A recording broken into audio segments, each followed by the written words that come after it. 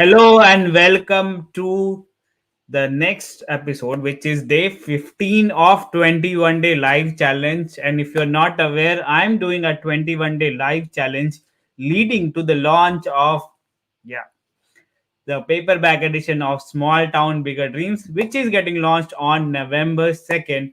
So I'm really excited. And I've been coming live on Facebook, YouTube, LinkedIn, and occasionally on Instagram.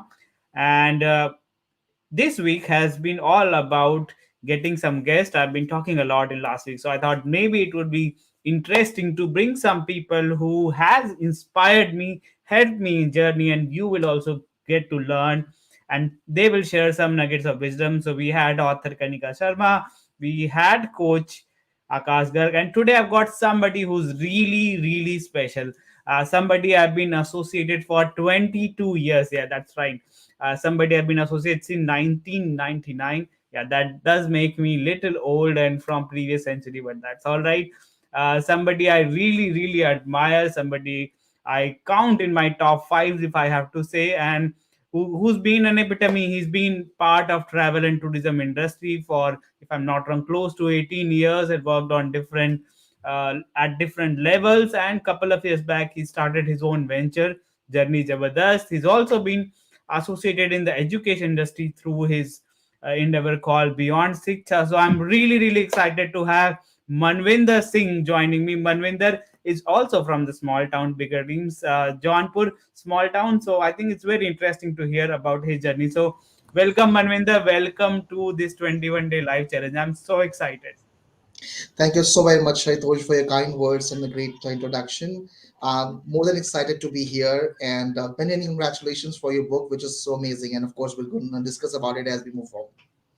Absolutely. So I'm gonna give you a difficult task that I give to all my guests is summarize your journey in next few minutes for our audience. I know about all about your journey, but for the audience who's watching this live or maybe afterwards, what has been your journey? How did you start and what you're doing nowadays? The journey so far has been quite fulfilling. I mean, I would say that I have enjoyed throughout my journey. Of course, it had its own share of ups and downs, but it had immense amount of learning. And through those learning, of course, it always helped me to move forward and that in the right direction. So I also come from the same town you come from, of course, as we know that it's a small town, Jaunpur. However, I also had the bigger dreams like you did, and it was not easy for us to reach to the level that we managed to reach. And I still remember when I was trying to convince my mom to allow me to go to Delhi to make my career, to go and have certain courses, and I was the most successful failure to do so. And that's when you came in and you somehow convinced her that I should be given a chance to go out and have my try. And that's how she somehow agreed, and rest is the history. Of course, we started with a very small organization. The third day, I got a job with Vodafone. Hut at that time it was back in 2004, I remember, which is now Vodafone. Then I worked with multiple companies in travel industries. And back in 2019, I started my own venture called Journey Jabardast. So it has been so far a great amount of experience, great amount of learning, and yeah, it has been quite fulfilling, I must say.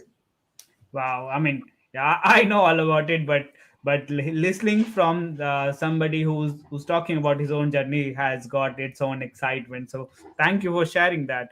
Now, you also turned entrepreneurs couple of years back after being in industry for 15 years, and people say when you turn entrepreneur, it's a new journey, born. You become a newborn altogether. So what has that journey been for last couple of years?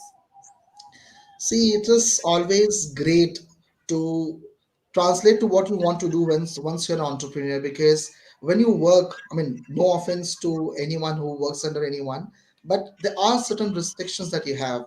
There are certain things which you're not allowed to do. Perhaps you need to seek permission if you really want to do something different out of the box. There's some glass ceiling around which you cannot really break.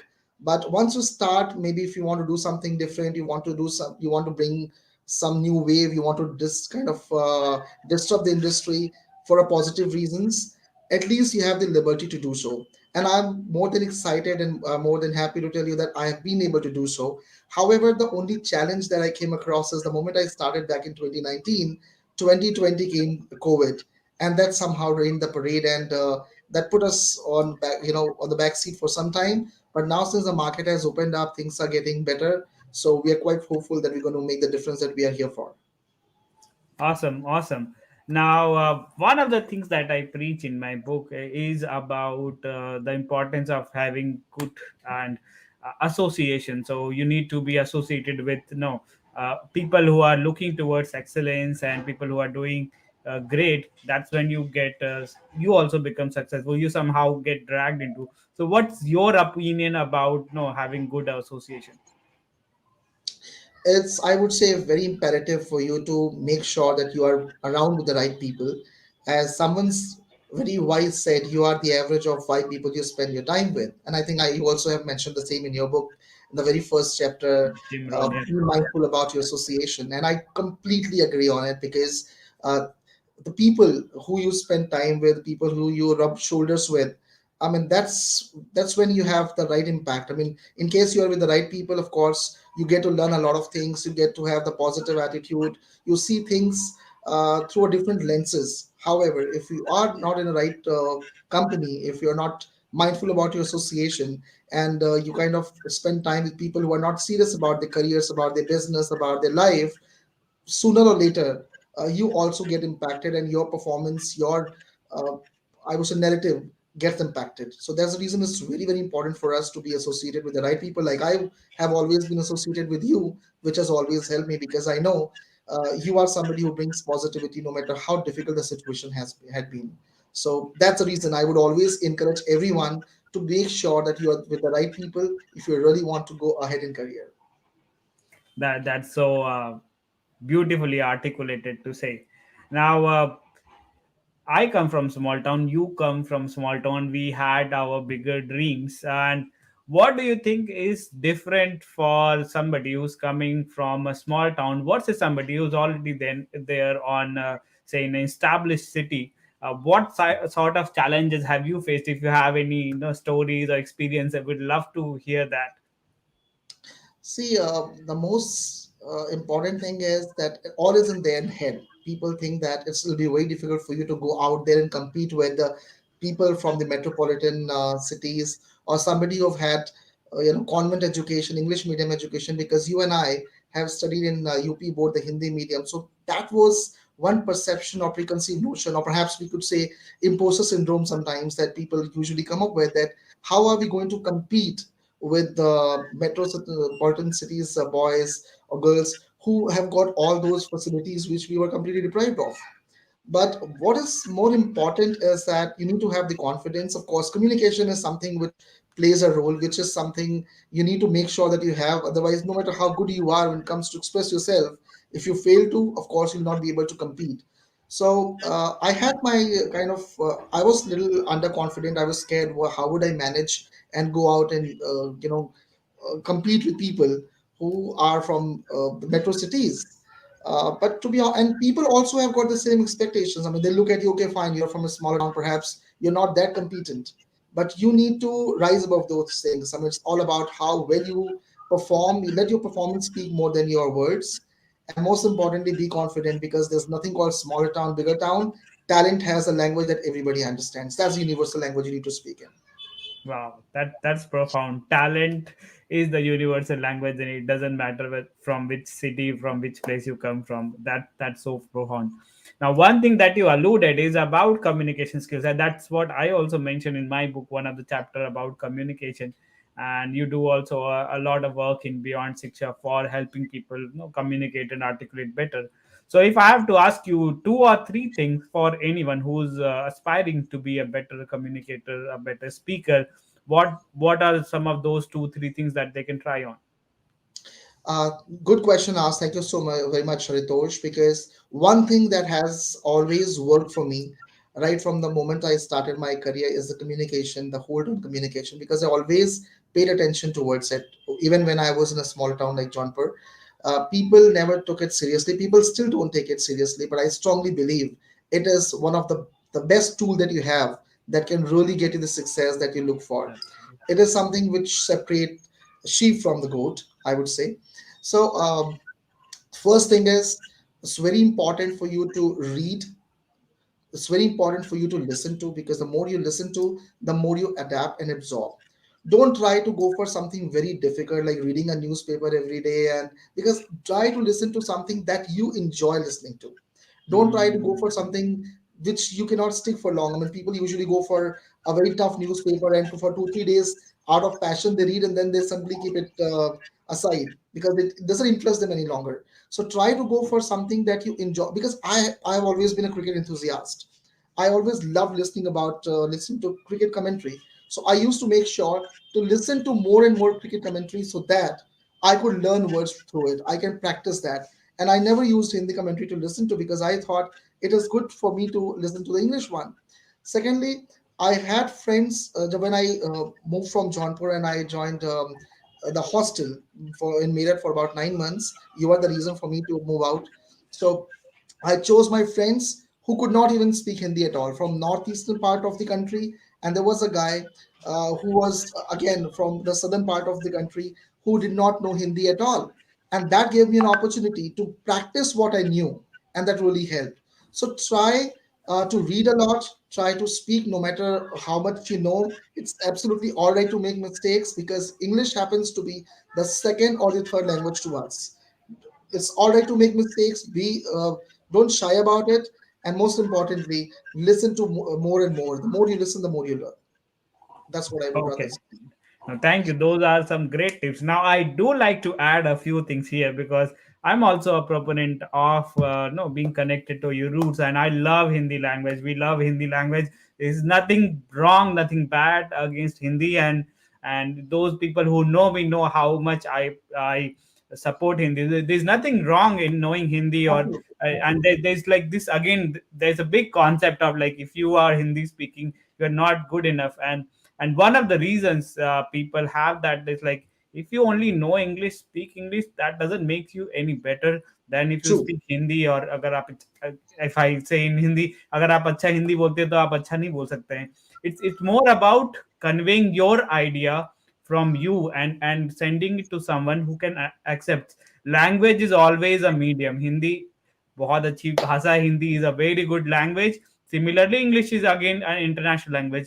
But if you want to be successful, and especially if you're looking at global career, it's also very important that you're able to articulate what you have inside. And it was very interesting, and I think I've never talked about it earlier. Uh, we are in UK, and we went to for the admission of our daughter.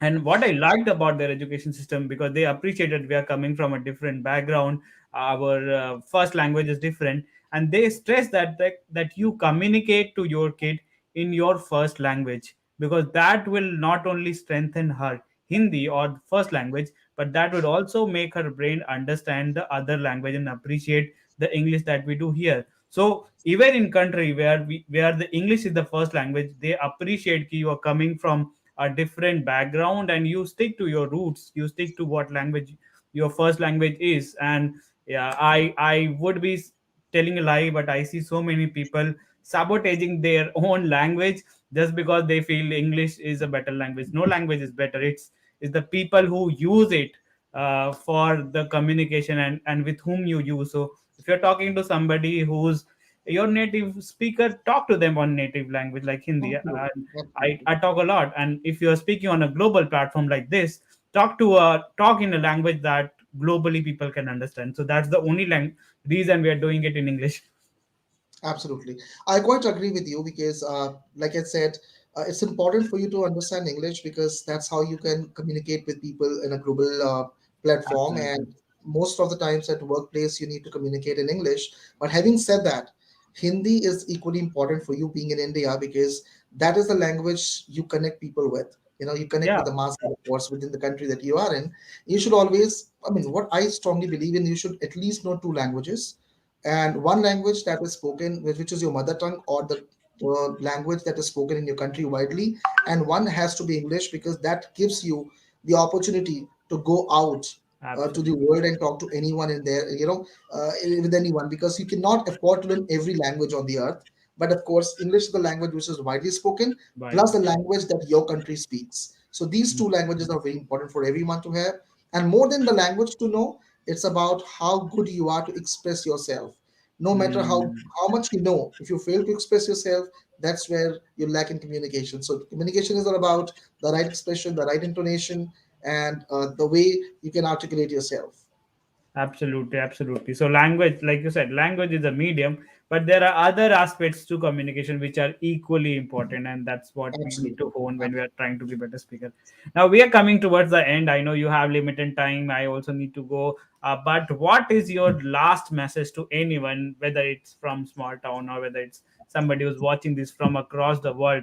What is that one message that Manvinder wants to give to the audience today, especially with respect to the whole context?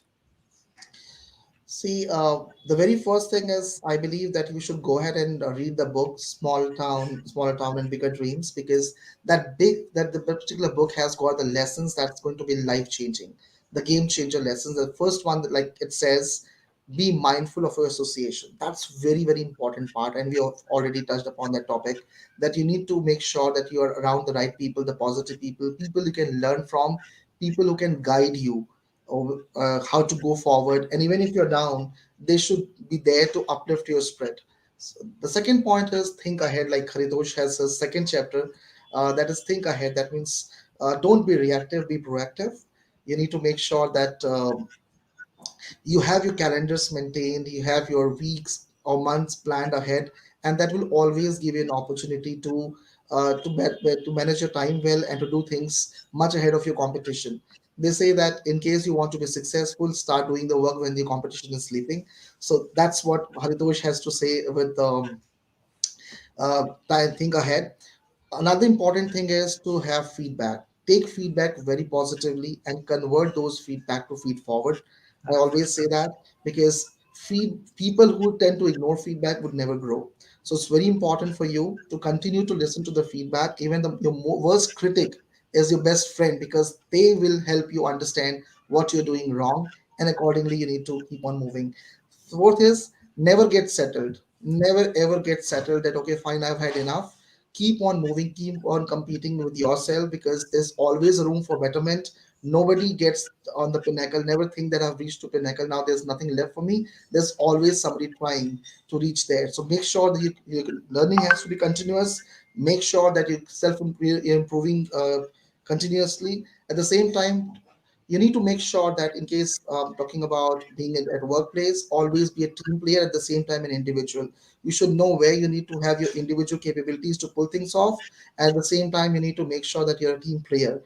Delegate well, work well, understand people. Don't be an autocrat, be the democrat, take everyone's opinion. And I think these are certain things which, and of course value time, because that's one thing which is more important than money or anything else. We as a country are getting time poor and money rich, so it's very important for us to value time. And if we put all these things in the right place, I think success is bound to happen. Wow, wow. I asked for one message and you've given us a plethora of messages, and I'm pretty sure everybody would have got at least one message for them to carry forward to. And for example, for me, feed forward is something that we should all strive to do better, strive to get the feedback, take the hardest criticism, and make it in a way that it helps you grow, it helps you become better. So thank you so much, Manvinder, for joining. It was a pleasure and honor to have you in this live session. Thank you so much, Haritosh, and thank you so much for such a wonderful book. Most importantly, the language that you've used is pretty much communicating to the masses. And I would encourage and insist everyone, in case you have not ordered it, order it, go through it. I'm sure you're going to enjoy it, because it is the book which has a lot of learning lessons. And I know Haritosh and his journey so far, and I know he will bring a lot on the table, which can be a game changer to anyone and everyone. Yeah, Thank you so much. Thank you so much for those kind words. And thank you. I'm looking forward to collaborate more with you, and hopefully we'll go on Instagram if things go well. Uh, most definitely. yeah. So that was Manvinder Singh, my dear friend, and helping me reach out to more people. So, as I say every time, until next time, keep learning, keep growing, and keep going out of your comfort zone. And I'll be back tomorrow, hopefully, with another interesting guest. And I tell it every day, but believe me, it's gonna be another interesting guest, and you're gonna love that conversation. So stay tuned, and until next time, stay blessed, stay safe. Take care, and I'll see you tomorrow with 5 days to go for the launch of Small Town Bigger Dreams. Order your copy now.